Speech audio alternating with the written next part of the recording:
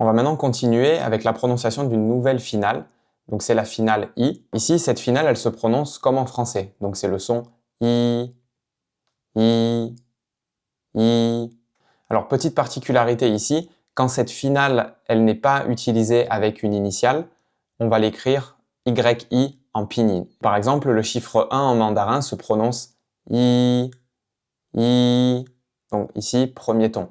Et donc encore une fois, ici, la finale, puisqu'elle n'est pas rattachée à une initiale, on va utiliser un Y. Ça fait plus naturel plutôt que d'écrire seulement un I quand on écrit le pinyin. Un mot très courant qu'on utilise aussi en mandarin, c'est le mot 可以, 可以, qui veut dire pouvoir. Petite particularité ici, vous voyez qu'on a deux fois le troisième ton, donc 可, et puis yi. Mais quand je prononce le mot en lui-même, d'un seul coup, je ne vais pas dire 可以, je dis 可以, 可以. Donc en fait, vous voyez ici, il y a eu un changement dans le premier troisième ton. C'est-à-dire que je ne l'ai pas prononcé comme un troisième ton, mais je l'ai prononcé comme un deuxième ton.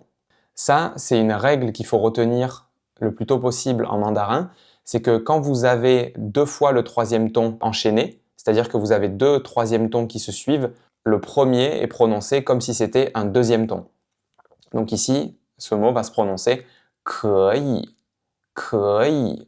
Deuxième particularité, quand on a vu comment prononcer le troisième ton, je vous avais dit qu'il y avait deux manières de le prononcer. Donc le troisième ton complet, où on accentue les deux temps, en particulier la remontée. Mais ensuite, quand on parle quand on fait des phrases en mandarin ou qu'on prononce des mots composés de plusieurs caractères, on va moins accentuer cette remontée quand on va prononcer le troisième ton. Donc vous voyez, quand je prononce ce mot, ça va faire 可以, 可以. Je ne vais pas dire 可以, 可以. Ça, c'est pas très naturel. En général, on va plutôt prononcer ça comme ça. 可以. Donc on va moins accentuer la remontée du troisième ton, voire ne pas du tout la prononcer.